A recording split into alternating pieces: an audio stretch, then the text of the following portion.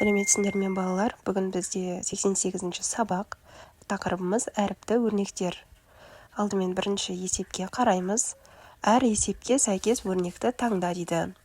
А нұсқасындағы есепті оқып шығайық. Киіз үйдің алдында 3 адам отыр. Егер киіз үйдің ішінде Б адам отырған болса, онда мерекеге барлығы неше адам қатысты дейді. Бұл жерде Б қосу 3, мұндағы 5 және 4 сандары астында бізге кесте берілген.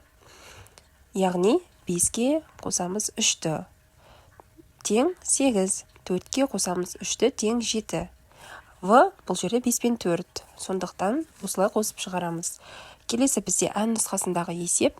Егер киіз үйдің ішінде отырған Б адамның 3-еуі сыртқа шығып кетсе, онда киіз үйде неше адам қалды дейді. Б азайту 3. Мұндағы Б 5 пен 4. Енді керісінше азайтамыз. 5-тен 3-ті алсақ 2, одан кейін 4-тен 3-ті алсақ 1-ге тең болады екен. Осылай кесте бойынша есепті шығарамыз. Балалар, келесі бізден номері 2-ші есеп. Тапсырманы оқиық. Қыздар мерекеге арнап моншақтан әшекейлер жасады. 100 азайту А өрнегінің мәнін тап дейді. Мұндағы А тең 50, 20, 80 сандары берілген. Яғни балалар біз 100-ден осы сандардың барлығын азайтып шығамыз. 100-ден азайтамыз 50-ді тең 50-ге тең болады екен.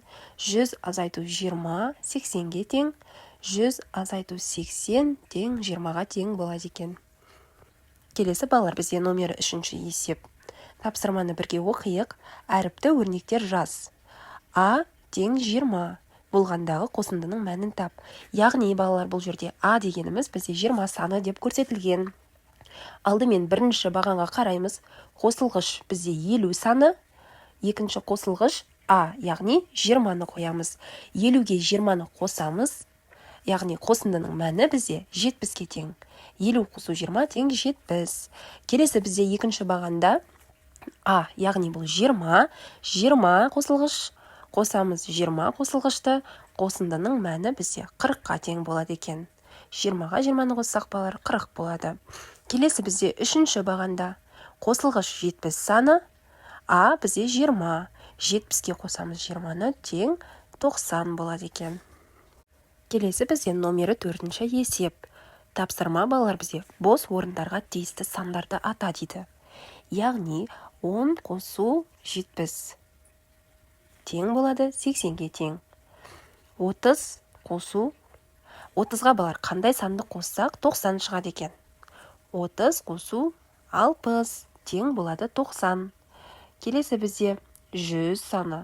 100-ден қандай санды алсақ мәні 30-ға тең болады балалар. 100 азайту 70 тең болады 30. Келесі 60 азайту 60-тан қандай санды алсақ 20-ға тең болады екен балалар. 40 санын. 60 азайту 40 тең 20. Келесі бізде 50. 50-ден қандай санды алсақ балалар 30-ға тең болады. 20-ны алсақ 30-ға тең болады екен. 70. 70-ке қандай санды қоссақ 100-ге тең болады. 30-ды қоссақ балалар 100-ге тең болады екен. Келесі 30 қосу 60 тең болады 90. 60 қосу 40 тең болады 100. 60-тан қандай санды алсақ 10-ға тең болады балар. 50-ді азайтамыз. 60 азайту 50 тең 10. Осылай дәптерге жазып аламыз. Балалар, бүгінгі сабағымыз аяқталды. Егер ұнаса, арнама тіркеліп, қоңырауша белгісін басып қойыңдар.